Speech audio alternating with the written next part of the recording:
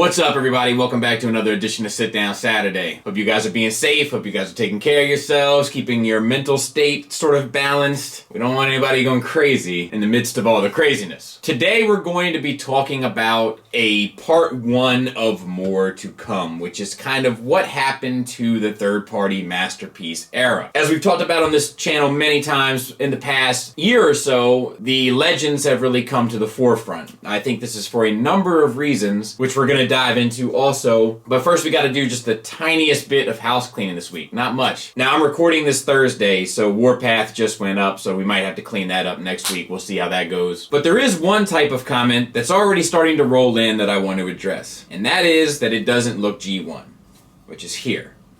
And you know what? You're right.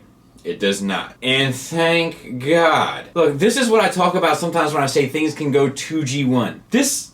I hate this. This is with whom you choose to place your faith. Like, see, that's the thing. I don't like this. It reminds me of a children's book that I have that I've read to my daughter, trying to bring her up right, you know what I mean? It's called You Never Go Full G1. I have it on digital. Oh, man. Are you ready? Okay. I do not want this on my shelf. I do not want this for myself. I do not want this in a box. I do not want this on loading docks. I do not want this shipped to me. It honestly looks like to me. I do not want this to display. I do not want this thing to stay. I do not know what his name should be, but it certainly doesn't look like Warpath to me. Wow. Pretty nice, right? Mm-hmm. Pretty nice.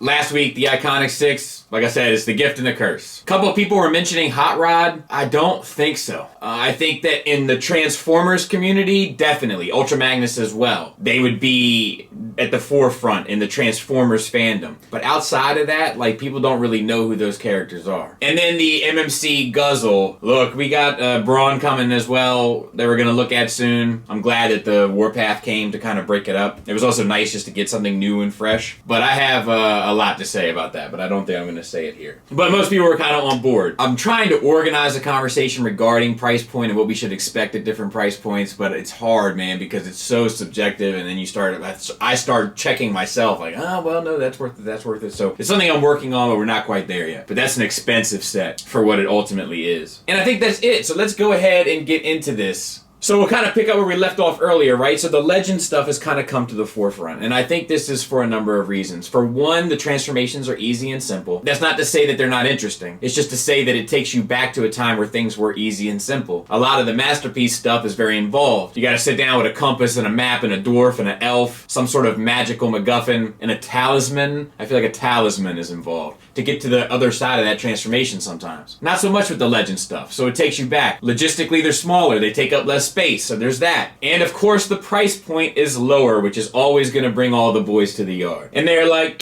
it's cheaper than yours. They're like, it's cheaper than yours. But that's the thing about price point, right? That it doesn't alienate a certain group, that it allows everybody to sort of partake. But there's another thing wrapped up in all of that, which I'll circle back to, but allow me to get there. I'm going to take you back to about 3 years ago, where I would get up every morning and check my phone just to see if something new was released for the masterpiece scale. And oftentimes there was. And oftentimes it'd be a new company that you never heard of. I remember, for instance, seeing Fans Toy Shockwave for the first time and being like, this is too expensive, I'm not buying this. And then I got Fans Toy Shockwave, and it changed the trajectory of my collection. There's many companies that I remember seeing for the first time. Your DX9s, your Unique Toys, your Warbitrons, KFC, etc., Gigapower. But now, who's really left making G1 masterpiece scaled toys? Fans Toys. KFC, X-Transbots, whatever that conglomerate is. DX9, Zeta, and maybe Make Toys. Hopefully Make Toys. Now, of those, who are consistently putting out product? Fans Toys, X-Transbots. Mastermind Creations is another company that should be mentioned, to be fair. People back in the day used to talk about the third-party bubble busting. And I think I misread a lot of those criticisms as saying that third-party will go away. But instead, I think what they meant was, at a certain point, it's going to burst, and what will be left are the things that people really consider to be the higher quality and higher grade. And that's kind of what has already happened in regard to the masterpiece stuff. Now, I think this happened for a number of reasons. Three come to mind most of all, and the Legends being one of them. Now, I just mentioned all the things about Legends stuff that can kind of supersede what it is to appreciate regarding Masterpiece stuff. Price, logistics, fun, easy transformation. But there's one other thing, and this thing is independent of the Legends, because this is another aspect of the third-party Masterpiece game that I think really had an impact on where we are today, and that is the cannibalism. Fly away now, Clarice. Fly, fly, fly. A different type of cannibalism. Think about all of the wars that we've had in third party in the last couple years. The most recent of which being the Stunnicon war. Before that, there was a Devastator one, a Bruticus one, the Predaking one. Almost every time a major combiner has come out, it's had to compete with at least one other company. But let's take the aerial bot Superion into account. Zeta had a successful run. It looks like Fans Toys is going to have a successful run. You know why? Because they didn't compete with each other at the same time. But let's run it back. How many RCs did we have announced? 3 or 4? Sunstreaker, Springer, Inferno. Hell, even Octane had competition at one point. Almost every time a Masterpiece company has come with an offering, it's had to compete with other Masterpiece producing companies. Now, this creates two different problems. One of those problems is the lack of everybody being able to eat, right? The fandom is only but so big. Of that fandom, which is only a certain size, there's only a certain population that are buying the toys. Of that population, there's only a certain amount that buy third party. Of that population, there's only a certain amount that buy G1. Like, it trickles down, right? Into a point where you're left with a fairly small fan base of consumers. And then of that fan base, you are now splitting it immediately in half, if not into thirds and sometimes quarters. For the consumer, it's great as long as you can be decisive. It's fantastic because you have all these options. However, for the companies, even the ones that prevail, it's always going to have an impact because now you're getting a quarter of something that you may have already gotten a whole of had you not had competition. I'd be willing to bet that Bad Cube's gears sold very well. And we know their bronze sold really well. But I'd be curious to know how Toy World's Leia sold. And I'd be more curious to know how it would have sold had we not had MMC and Fans Toys throwing their hat in the ring. I would guess, even though Leia is probably the weakest of all of them,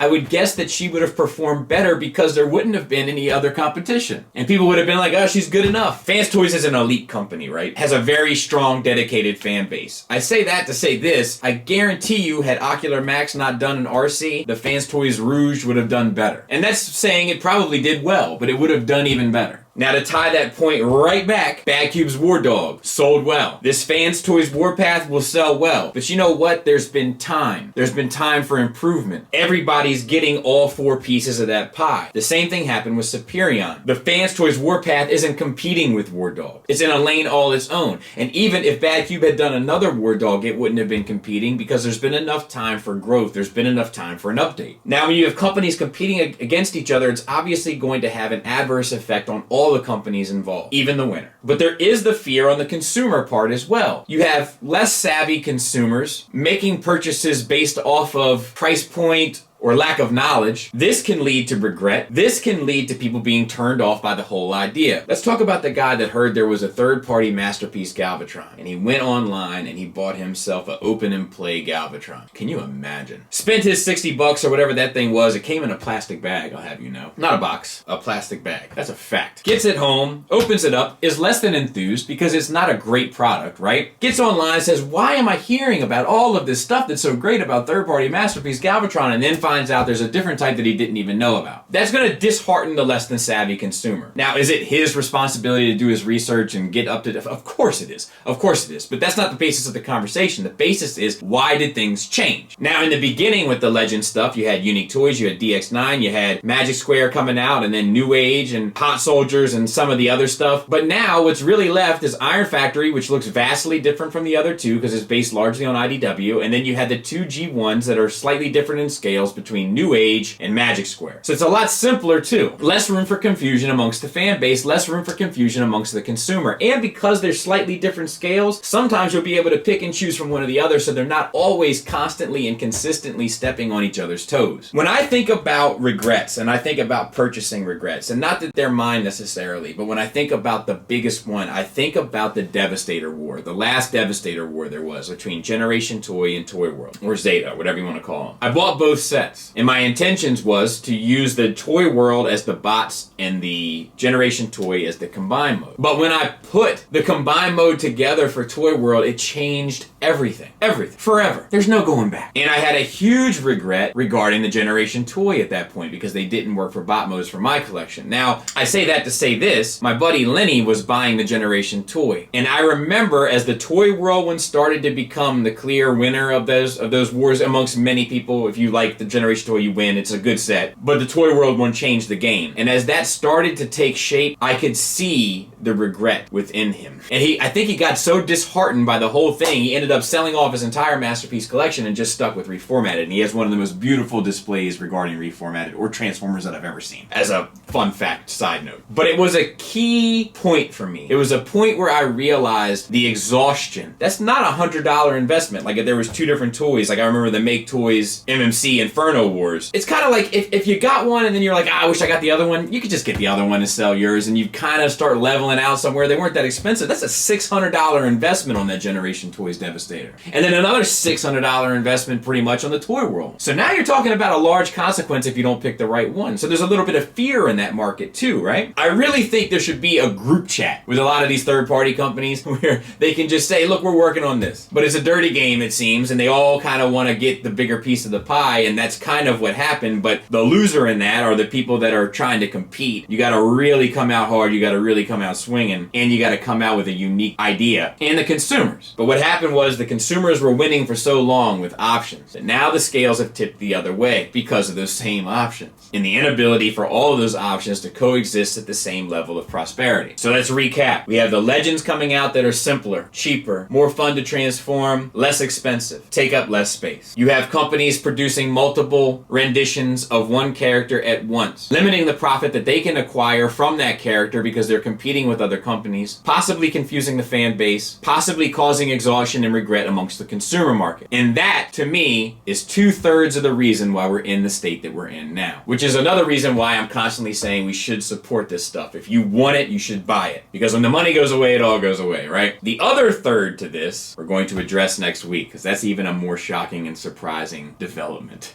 in all of this, in my opinion. But with good reason. So, with that being said, hope that wasn't too convoluted. Hope it flowed and made sense. I'll be back next week, of course, with reviews. I got something big coming. Super excited about it. But until then, stay safe. Thanks for listening. Thanks for watching. Until next time, take care.